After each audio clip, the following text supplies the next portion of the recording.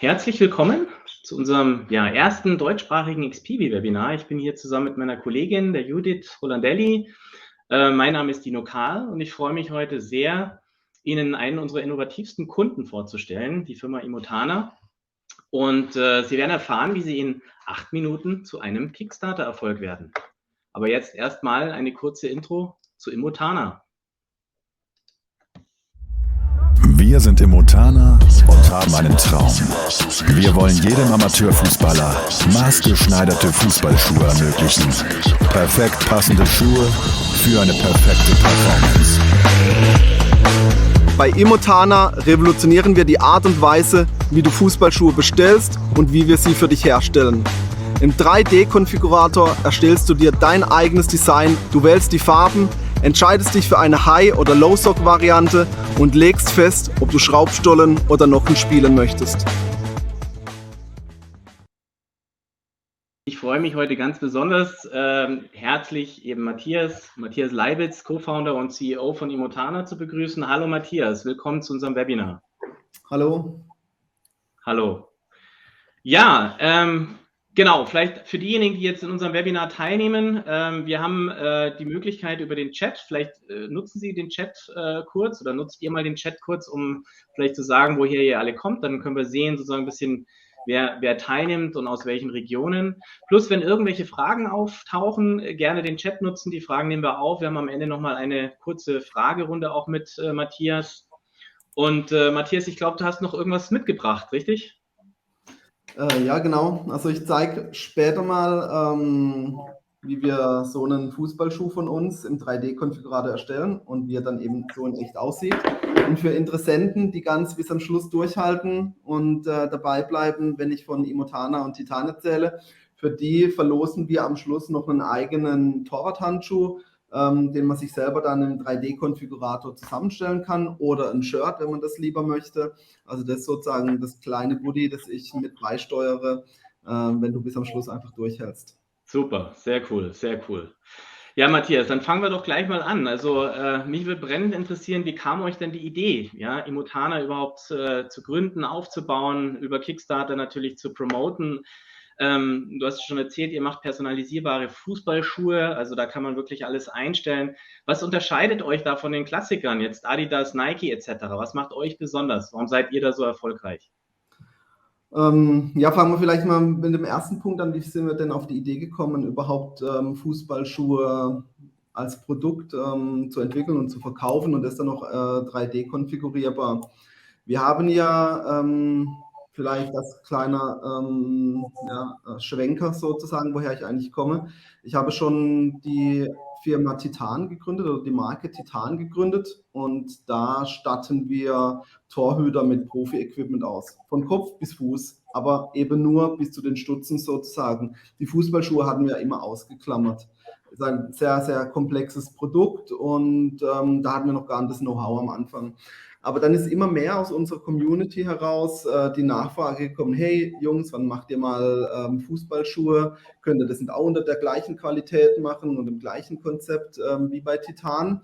Und dann hatten wir das eigentlich schon sehr, sehr lang auf dem Schirm gehabt, das mal anzugehen, hatten da auch ein bisschen schon die ersten Prototypen und so gemacht, haben dann aber schnell gemerkt, also gut, im Endeffekt sind es viele verschiedene Faktoren, die da zusammenwirken. Wir haben halt schnell gemerkt, dass wir eine Marke dann für alle Fußballspieler und nicht nur für den Torhüter am besten aufbauen müssen, weil ein Stürmer will dann vielleicht keine Schuhe, die von einer Torwartmarke kommen.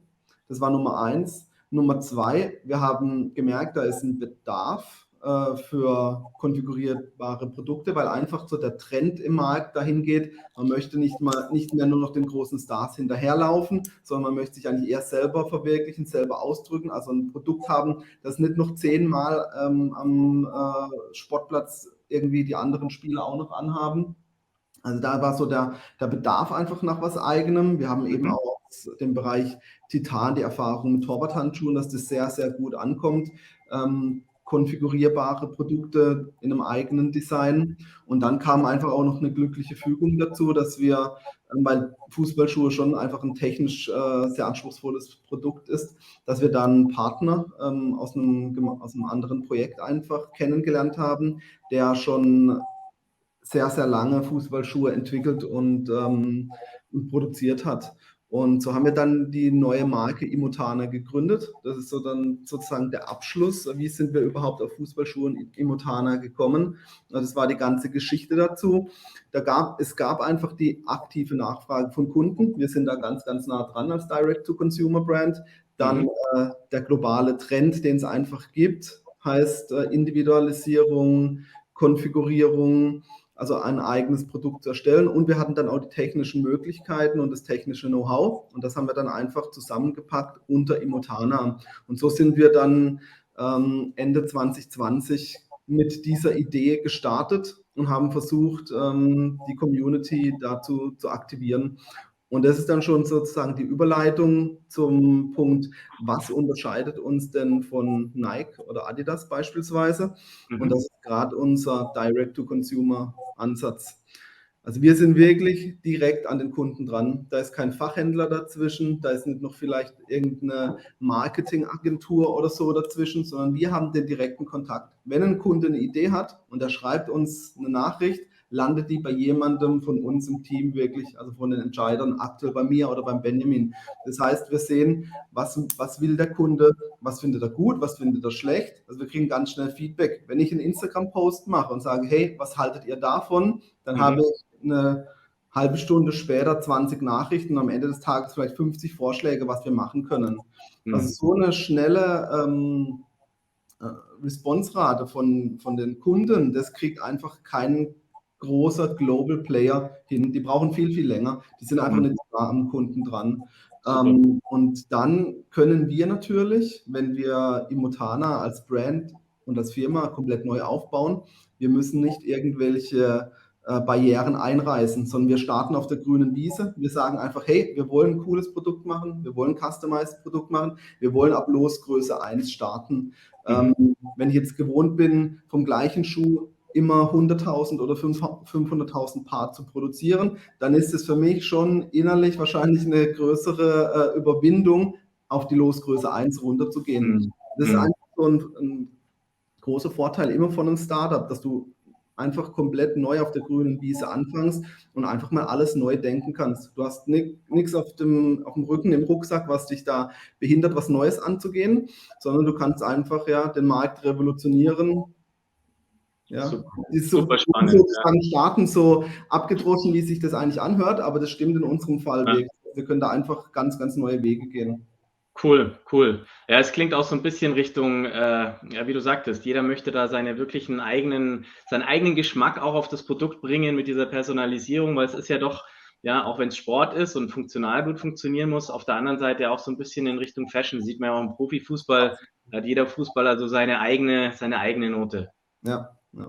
Und bei uns ist halt so, der Fußballschuh ist das einzigste Produkt, mit dem man sich, sagen wir mal, selber ausdrücken kann. Das Trikot wird vom Verein ausgestattet oder vom Verein gestellt. Das sieht man einfach gleich aus und das ist das einzigste Produkt, wo ich individuell sein kann. Und woher kam die Idee, Imotana auf Kickstarter zu launchen und wie erfolgreich wart ihr damit?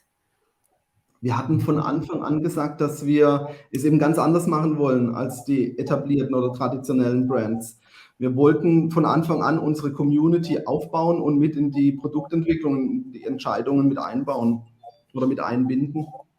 Und das war dann auch so ein ganz, ganz iterativer Prozess. Also irgendwann sind wir mal mit rausgekommen und haben gesagt, hey, wir haben hier eine Idee, wir wollen eigene Fußballschuhe machen in einem eigenen Design und haben gleich mal auch mit einem Konfigurator von XPV angefangen. Das Design haben wir jetzt zwischenzeitlich schon komplett wieder über den Haufen geworfen, aber wir haben gleich von Anfang an gesagt, hey, schau mal rein, guck dir das mal an, spiel mal ein bisschen mit Farben und Designs und so weiter und dann gib uns Feedback, was hältst du davon? Und so sind wir dann über verschiedene Schritte zu dem Design gekommen, wo wir eigentlich heute sind. Also wir haben von Anfang an gesagt, wir wollen unsere Community mit einbinden, weil wir dann halt einen riesen Vorteil haben, wenn du eine Community rund um deine Marke aufbaust, dann hast du halt ganz, ganz viele treue Kunden, ganz, ganz viele Markenbotschafter auch mit da draußen, weil jeder halt sieht, er hat irgendwie einen Teil zu dieser Erfolgsgeschichte dann mit beigesteuert. Er hat vielleicht einen Designvorschlag mitgebracht oder er hat eine Idee gehabt, wie man vielleicht auch was technisch lösen kann. Das gab es alles. Also wenn man sich mal die alten Blogverläufe oder die Instagram-Posts von Anfang 2021 anschaut, da war brutal viel Feedback einfach zum Produkt mit dabei. Und das haben wir dann auch so aufgenommen und das Produkt fließen lassen. Und sagen wir, das ist das, wo wir herkommen. Warum haben wir das gemacht? Wir wollten einfach, also wir sind selber alles Fußballer, wir sind aber Amateurfußballer und wir sitzen nicht jetzt irgendwo in einem Elfenbeinturm und überlegen uns irgendein Produkt, sondern wir nehmen halt die Community und wirklich die am Schluss auch das Produkt spielen und dafür auch mal Geld bezahlen, mit in die Entwicklung rein. Und so haben wir dann halt einfach eine starke Community aufgebaut. Und dann ist es ja auch im nächsten Schritt fast schon logisch, sowas dann über Kickstarter auch zu launchen. Klar, man hat auf der einen Seite Kapital, was man braucht, man muss in Werkzeuge investieren, muss in Produktionskapazitäten investieren. Also da braucht man einfach auch Geld. Klar, das gibt es einfach von der Bank, Investoren, aber natürlich auch von der Community.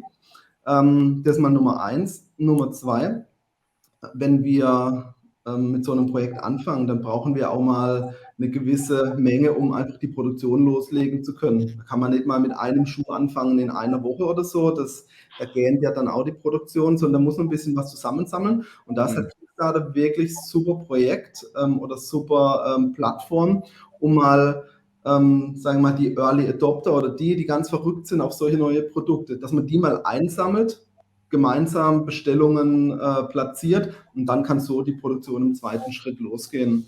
Und ja, so sind wir dann, aus dem Grund haben wir natürlich dann Kickstarter genutzt und auch sehr, sehr erfolgreich genutzt. Das ist 8 Minuten, habe ich gehört, oder? 8 Minuten, bis ihr im Grunde euer Ziel erreicht habt, ja, was eigentlich fantastisch ist. Also ich glaube, das ist schon auch ein Rekord auf Kickstarter, würde ich sagen, richtig? Also ob es ein Rekord ist, das weiß ich nicht, aber auf jeden Fall extrem erfolgreich, das stimmt schon. Wir hatten wirklich innerhalb von 8 Minuten, glaube ich, über 50.000 € eingesammelt. Also wir waren da live mit dabei, das konnte gar nicht so schnell sich als aktualisieren, die Kickstarter-Seite. Und dann am ersten Tag auch schon insgesamt 150.000 € eingesammelt. War aber auch so erfolgreich, weil wir schon im Vorfeld eben die Community aufgebaut haben, die wir dann hinterher aktiviert haben über Kickstarter. Die konnten ja schon, also klar, das hat sich dann zwischenzeitlich noch mal ein bisschen so verfeinert, das Design, aber das Grunddesign, das stand eigentlich dann schon vor der Kickstarter-Kampagne fest. Viele Farben hat es dann auch schon gegeben. Das heißt, die Kunden konnten sich schon über Wochen vorher ihr eigenes Design erstellen, damit rumprobieren und so sich, sag ich mal, mit der Marke vertraut machen, hatten auch eine gute Vorstellung, wie kann so ein Produkt am Schluss aussehen. Und dann waren die wirklich alle brutal heiß darauf, die Ersten zu sein, die da mitmachen bei Kickstarter. Und so war es wirklich, dass halt innerhalb von wenigen Minuten wir da über 50.000 € eingesammelt hatten. Cool, echt cool.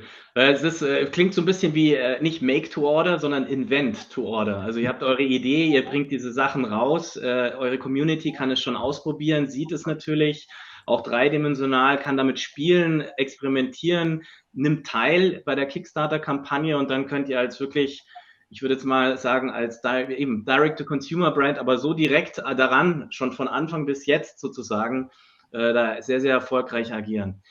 Ja, ich meine, du hast schon erzählt, ihr kommt nicht jetzt so ganz jungfräulich zu der ganzen Sache, weil ihr schon da vorher eben auch mit den Torwarthandschuhen und anderen Produkten Erfahrung sammeln konntet. Aber irgendwo würde mich auch interessieren, wo lagen denn so eure Herausforderungen? Also als ihr quasi begonnen habt, auch, das war ja schon sehr, sehr früh, also schon vor der Kickstarter-Kampagne sich zu überlegen, okay, wir brauchen da jetzt irgendwas, um das eben visuell zu präsentieren. Wo lagen da eure Herausforderungen, eben diese Produkte konfigurierbar zu machen oder zu personalisieren sozusagen? Ja, also ich sage mal, im Schritt 1 ist es bestimmt mal das Design. Man muss ja irgendwie die Dinge, die man im Kopf hat, in eine 3D-Zeichnung reinbringen. Wir haben zwar, also zum Beispiel bei den Handschuhen, da lief es ein bisschen anders. Da haben wir jetzt gar keine 3D-Zeichnungen am Anfang gehabt, sondern da sind wir mit XPB wirklich schon mit einem fertigen Produkt gestartet und das wurde dann umgebaut in ein 3D-Modell von uns. Aber beim Fußballschuh zum Beispiel, da braucht man halt einfach auch schon für Produktion und Prototypen braucht man da 3D-Daten. Und das war schon, sag ich mal, im ersten Schritt, wie soll eigentlich ein Fußballschuh aussehen, dass der cool ist, dass er den Kunden gefällt. Überhaupt mal dahin zu kommen, war schon ein ganz, ganz großer Schritt. Und dann hatten wir aber damit schon, sagen wir mal, ein kleines bisschen Vorarbeit geleistet für XPV, dass wir einfach schnell in den Konfigurator reinkommen können, dass man da nicht komplett ein eigenes Produkt von Null aufbauen muss, wo dann erstmal wirklich 3D-Modelle dazu erstellt werden müssen, sondern wir hatten da schon was. Aber dann war unser Anspruch, dass halt XPV mit uns zusammen einen Konfigurator macht, der schon Richtung Fotorealismus geht, dass der Kunde sich auch wirklich vorstellen kann, wie sehen die Strukturen aus. Und das war also super gemacht vom XPV-Team, aber natürlich auch für uns eine Herausforderung. Wir hatten eigentlich noch gar kein Produkt da, sollten aber schon sagen, wie sieht eigentlich die Struktur aus. Oberflächen, irgendwelche Strickmuster etc. Also das, sage ich jetzt mal, war so die größte Herausforderung am Anfang. Die Implementierung, da hatten wir natürlich mit Titan schon Erfahrung, das war dann sehr, sehr schnell. Also ich glaube auch von Projektstart, bis wir dann live waren oder so, das hat, glaube ich, keine 2 Wochen gedauert, bis wir da den funktionierenden 3D-Konfigurator live hatten. Aber sag mal, das waren so ein paar Herausforderungen einfach am Anfang. Und vielleicht eine kurze technische Frage. Welche E-Commerce-Plattform verwendet ihr eigentlich und war es einfach, die SaaS-Lösung von XPV in euren Webshop zu integrieren?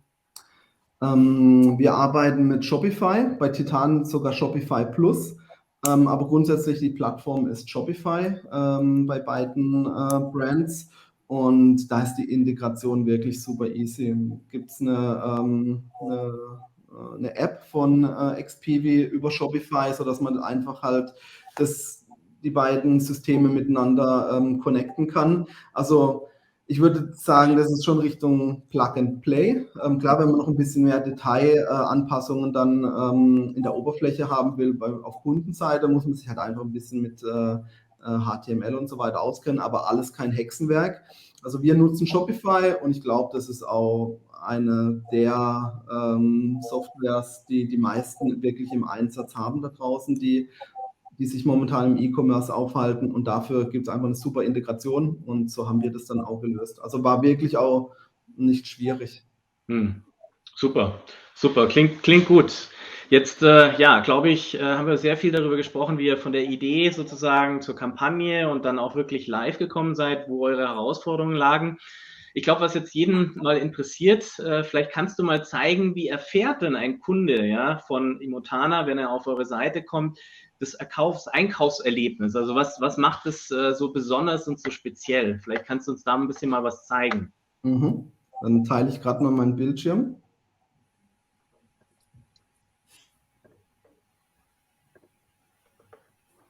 Okay.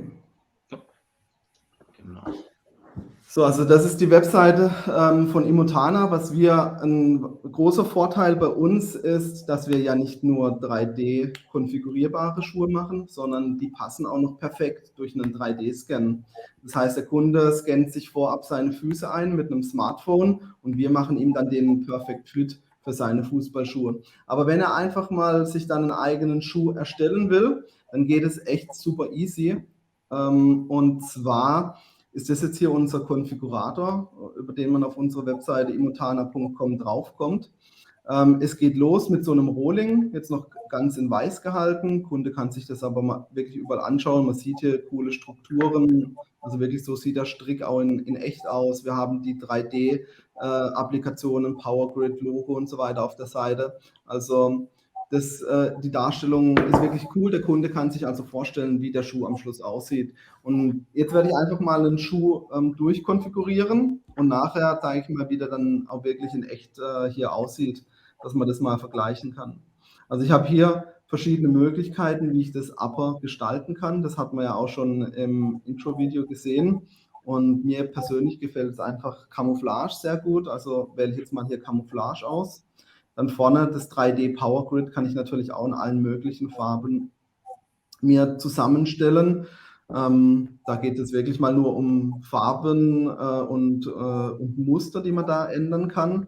Aber man kann auch wirklich den Schuh konstruktiv verändern. Wenn ich jetzt zum Beispiel sage, ich möchte hier einen hohen Socken haben, was einfach ein bisschen Richtung Style geht. Wenn man Schuhe ohne Schnürsenkel spielt, dann bevorzugen das halt einfach einige. Also das sieht man aber auch dann schön am Schuh in 3D, wie sich das hier dann verändert.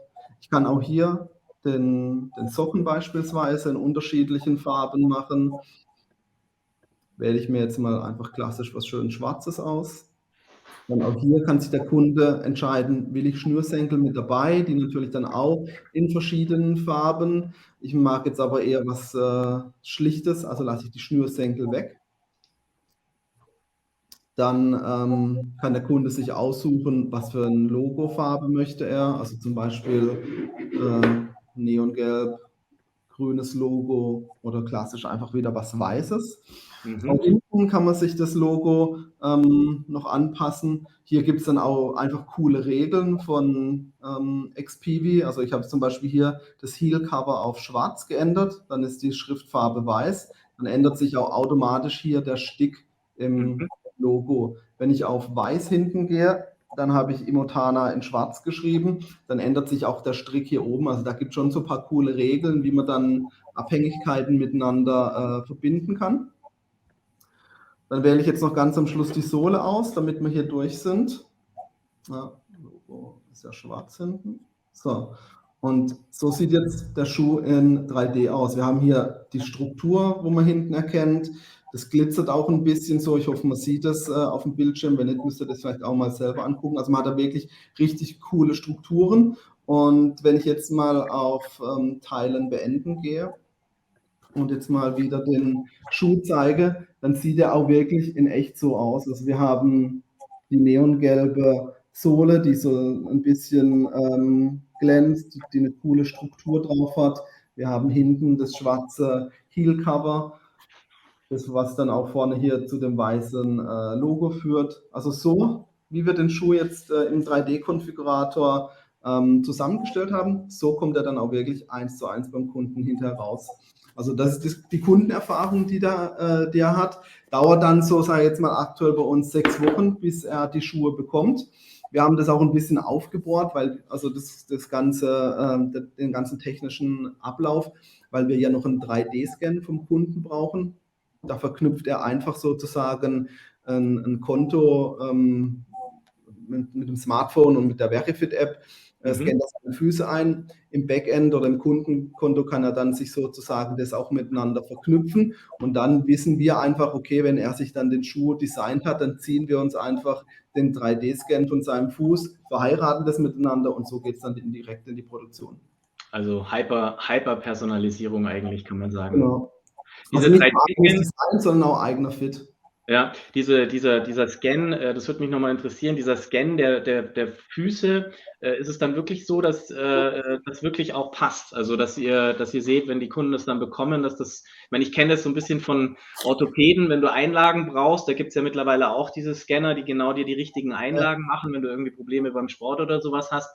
Das ist damit zu verstehen, oder? Dass ihr die Füße einscannt und dann wirklich passgenau die Schuhe habt. Also wir haben dann im Endeffekt einen 3D-Scan von deinem Fuß und den vermisst unser Algorithmus an 13, 14 verschiedenen Positionen und basierend auf diesen Messwerten findet er dann sozusagen die perfekte Größe für dich. Also wir machen jetzt nicht einen eigenen Leisten komplett neu für dich, sondern wir greifen da schon auf bestehende Varianten zurück, aber wir finden einfach aus einer Vielzahl von Leisten, die können eng, breit, lang, kurz, ganz viele Kombinationsmöglichkeiten können die sein, finden wir dann den, der perfekt für dich passt und den nehmen wir für die Produktion deines eigenen Designs.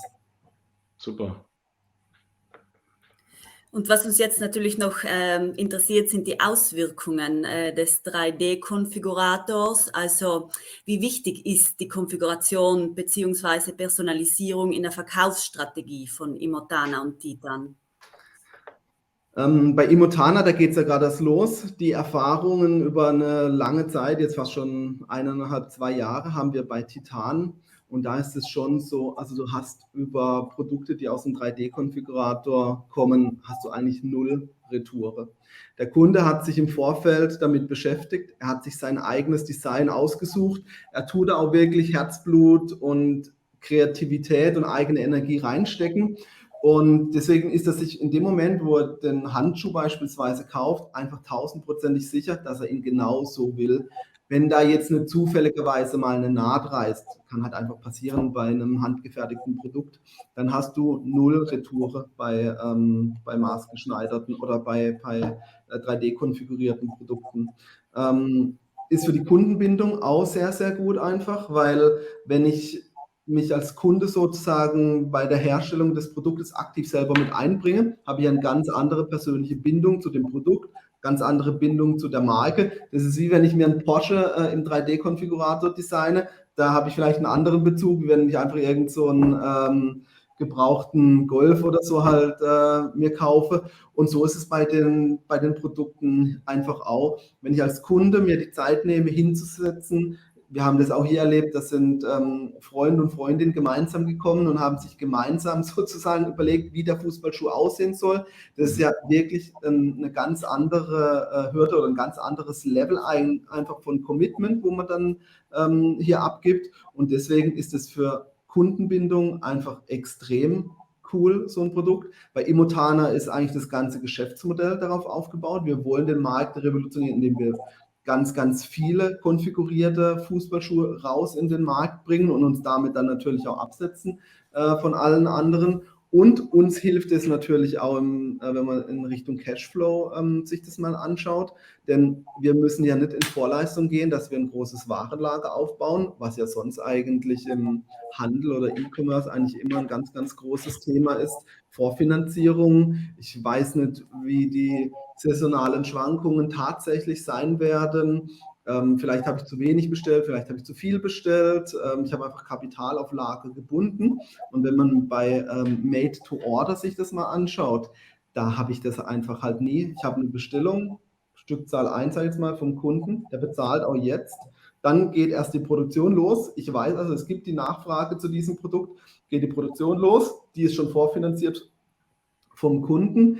Dauert dann 3, 4, 5 Wochen vielleicht, dann ist es bei ihm. Es gibt keine Retoure, ist also für ein Geschäftsmodell sehr, sehr gut. Immer positiver Cashflow, kein Risiko, dass man am Markt vorbei entwickelt und am Schluss sogar 0% Retoure. Also hat man eigentlich alle die kritischen Themen, die normalerweise im E-Commerce oder im Handel vorhanden sind, die hat man da eigentlich genau ins Gegenteil, in was super Positives umgewandelt. Das klingt fantastisch. Im Grunde so, ihr habt ich möchte es mal sagen, den Holy Grail von E-Commerce geknackt, weil gerade das Thema Retouren ist ja ein riesen Topic und wie du sagtest, dieses Make to Order, das heißt, ihr baut nicht irgendwelche Warenlager ab, die ihr dann abverkaufen müsst mit auch irgendwelchen Discounts, dass ihr sagt, jetzt haben wir da noch 100 oder 200 Schuhe von dem Modell, die müssen wir irgendwie loswerden, sondern die produziert auf eben genau die Bestellung des Kunden. Also echt ein Erfolgsmodell, würde ich sagen, von der Seite. Ja. Auch wenn man den Umweltaspekt sich noch anschaut, meiner Meinung nach auch hier 2 ganz, ganz wichtige Dinge. Klar, einmal das Thema Retoure. Der Kunde kauft nicht 10 Artikel, schaut es sich an, schickt 9 wieder zurück oder so, was einfach CO2-Ausstoß halt in die Decke gehen lässt, sondern man hat einfach eine Sendung zum Kunden und das war's.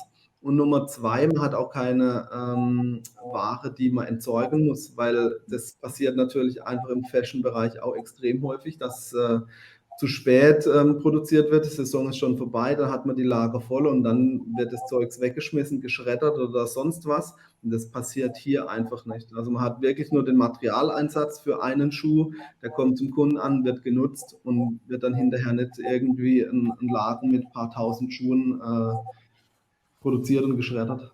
Ja, super.